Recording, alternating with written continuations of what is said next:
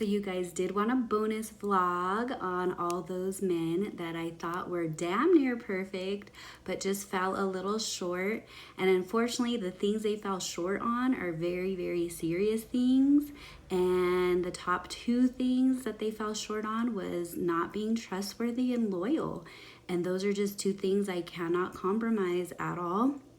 One of the other ones is just not being consistent and dependable. So literally there's only been 3 men that I have come across my whole entire life that I thought that I was madly, deeply in love with, that I can spend the rest of my life with, that I can see a future with. And so those are the 3 that I'm going to talk about. 2 you've already heard about, which is obviously my husband and my best friend since I was 15. But I'm going to tell you a little more about their characteristics on why I thought I could spend forever with them. But I am going to start with the one that you guys haven't heard about. And I will refer to him as my Viking, aka my gentle giant. And so what's crazy is I was obsessed with him since 2017. He finally fell into my DMs around 2021. And he was somebody I manifested. I thought he was the love of my life, the person that I was supposed to spend forever with. He was perfect in every way, shape, and form physically, from his hair to his stature to his weight, and which is what I base everything off of. So he literally looks like a real life Viking. He was 6'7", 280 of pure muscle. And when we made love, he tossed me around effortlessly, but he was also very intimate and sensual. And so he's perfect in that way. He was also very attentive. He remembered lots of things that I said and would reflect that. And that actually meant a lot to me because most men don't listen very well. And so the fact that he could remember like the smallest little things really made me happy. And what happened is he played me hard. The whole time I was talking to him, hooking up with him, he had a girlfriend. And I found out later, and then he tried to come back into my life, and I fell for it, and he got another girlfriend, but this time he was let it be known that he had a girlfriend, so it was a little more leniency for that. But that man probably owns my soul. I don't think I could ever say no to him. And honestly, if he really wanted a relationship, I would definitely consider it, but I would have to make it known that it would have to be an open relationship because I feel like that's the only way it would work, because obviously he does not know how to be loyal. And he can't have his cake and eat it too. I like cake too. So the second one was obviously my husband, and the reason why I did end up being in a relationship, marrying with him, is because I known him since I was 12 years old. I was super comfortable with him. I thought we can have something that could last just because of our family dynamic. He was literally my best friend. We had our own inside jokes. We would do movie quotes together. We would sing in the car together. We liked all the same things when it came to music and sports. And so he definitely had the best friend energy for sure. And he was somebody I just felt completely comfortable and secure with, being myself 100% completely. And then he cheated on me. And so obviously I could not trust him ever again, because if he's going to cheat on me when we're at our best, how am I going to trust you when we're at our worst? So you guys already know what happened with that. Best friend from 15 obviously was my best friend, right? He had the best friend energy from the beginning.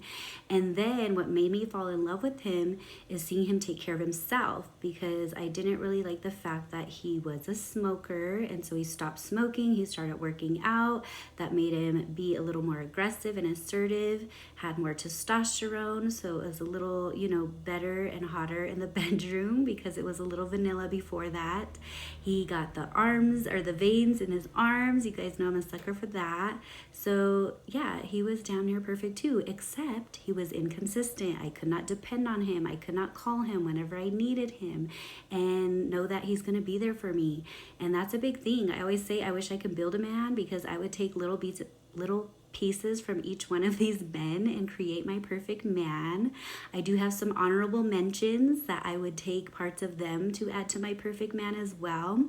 which would be one of my exes I am still really good friends with. And I know that if anything happened to me, if I was in trouble, I can depend on him and I can call him to this day.